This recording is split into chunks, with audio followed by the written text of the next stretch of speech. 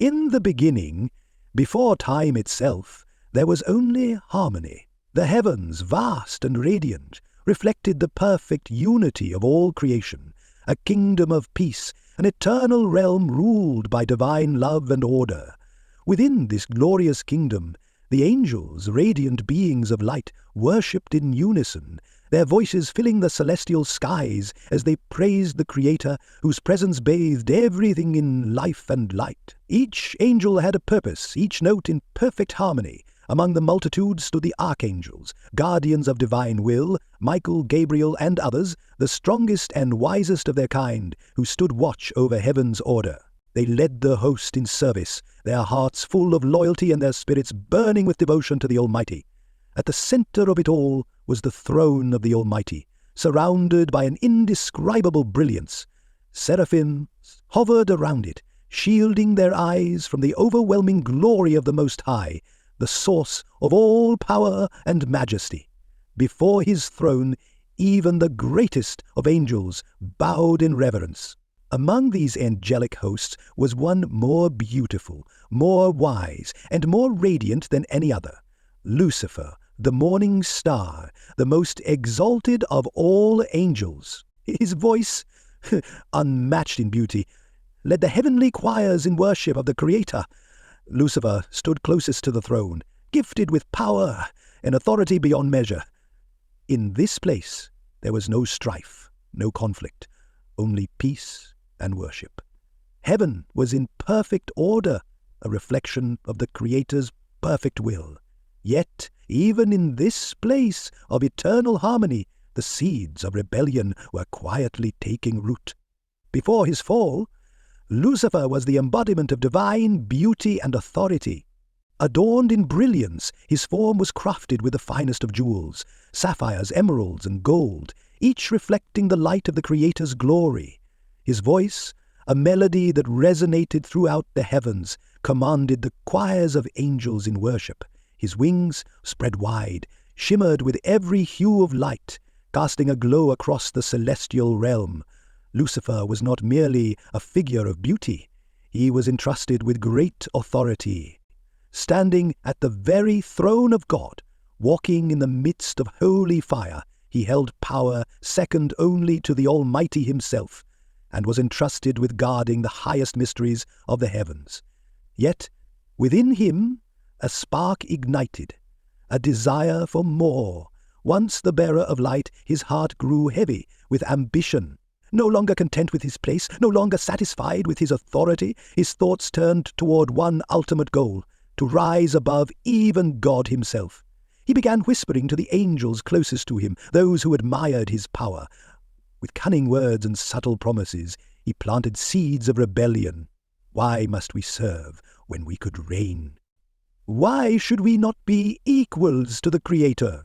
One by one they listened, drawn by his charm, authority, and promises of a new order. 2/3 of heaven's angels turned their wings away from the Creator, aligning themselves with the one who sought to claim the throne. The heavens, once united in perfect worship, were now divided by the ambition of one who sought more than he was given. What began as a thought had grown into an army. The time had come. Lucifer, no longer a servant, prepared to lead his rebellion. A disturbance rippled through the essence of heaven, felt by every being, a cosmic shift signaling that reality was about to change forever. A trumpet blast shattered the peace, marking the beginning of the end. The fallen angels, now clothed in darkness, mobilized at the speed of light, each taking their place in rank. The more powerful stood at the front lines, the more the weaker remained at the rear. No sound accompanied their march, only an eerie shifting of the atmosphere as the once beautiful beings of light prepared themselves against the Lord Almighty. As far as the eye could see, an endless sea of black formed in rank after rank. The remaining angels of light watched in confusion and horror, reeling at the betrayal. Lucifer's forces gathered in the vast expanse known as Nullus, the sea of glass, before the mountain of the throne. Approaching the presence of the one from beyond normally required flying into his marvelous light and basking in it. But Lucifer had chosen a different path.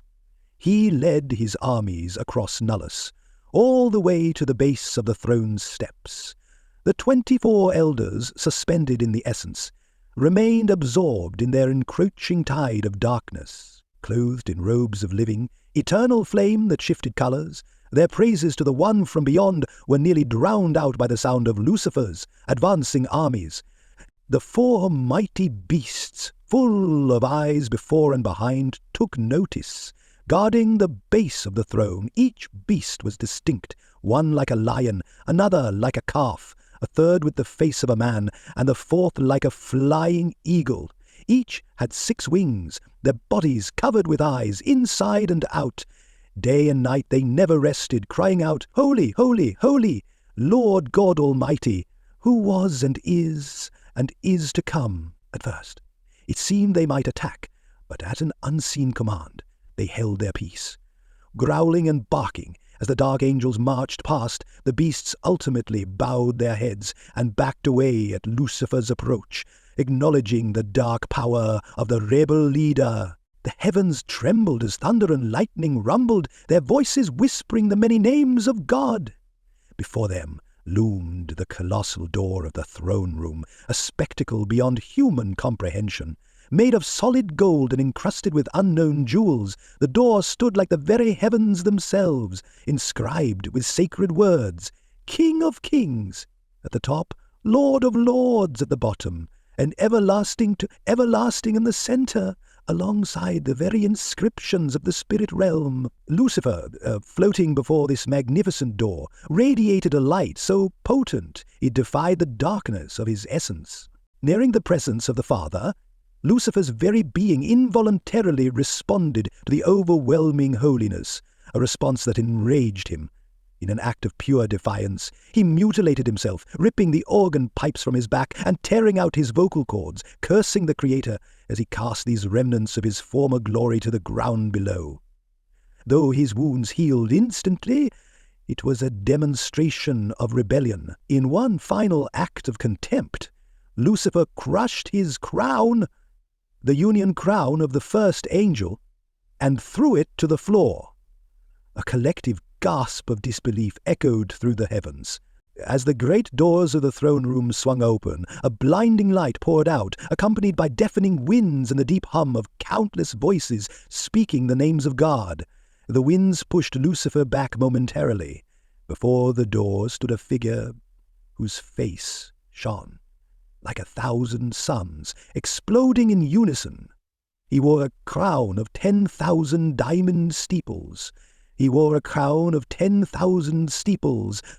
His skin flowed like liquid light, his hair a cloud of divine energy flashing with lightning, and his robe pulsed with the radiance of pure holiness. Standing there was the King of Glory, the Lord strong and mighty. His presence alone caused some of the rebellious angels to flee in terror, while others stood paralyzed with fear. His eyes burned with eternal fire, galaxies of blazing power swirling within them. Above his head shone a rainbow, flanked by a burning star and the moon. When he opened his mouth, his words reverberated through the very essence of creation. "Speak," commanded the Master. Lucifer, seething with vanity and malice, spread his golden wings and proclaimed, "You know why I'm here. I'm done being your lackey. I have amassed an army. 2/3 of the angelic host answers to my call. I was created to protect and cover you, but now it is my turn. I will sit atop the holy mountain. I will be worshipped. I proclaim myself higher than the Most High." His words echoed across the heavens, drawing cheers from his followers while the rest of creation stunned silence. His generals nodded approvingly, signaling their troops to prepare for battle. But then the voice of God thundered like 1,000,000,000 roaring oceans, declaring, "Stand down, O vain spirit, for it was I who created you from nothing, and it is I who can destroy you." The demonic host cursed the holy name of the Father, their defiance echoing through the celestial expanse. Enraged, Lucifer's form began to glow blood red as he bellowed, "It is my beauty and power that surpasses all knowledge. I was your first and your greatest, but now it is my turn to ascend. Bow to me, Father, for I am the true king." The heavens fell silent once more. Then God laughed, a sound that shook creation with the force of 1,000 thunders. "Thou art a fool, angel! No evil shall inhabit my kingdom. Depart from me, workers of iniquity." At the sound of the fourth trumpet, you will be cast into the lower realm, prepared for mankind. There you will watch them take your place at my side. With these words, the Almighty turned his back on Lucifer.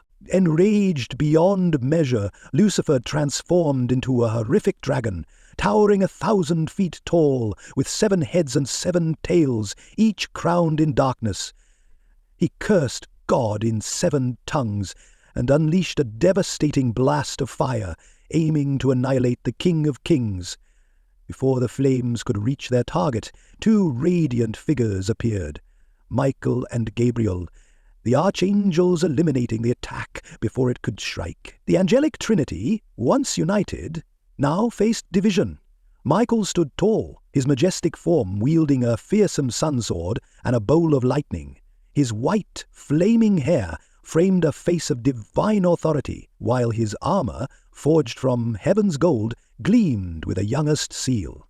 Beside him, Gabriel, resembling a younger version of Lucifer, stood firm with golden flame hair, carrying the trumpet of Antioch, and a shield bearing the archangelic symbol. Both bore expressions of sadness and disbelief as they faced their fallen brother, now Satan, corrupted and leading an army of rebellion.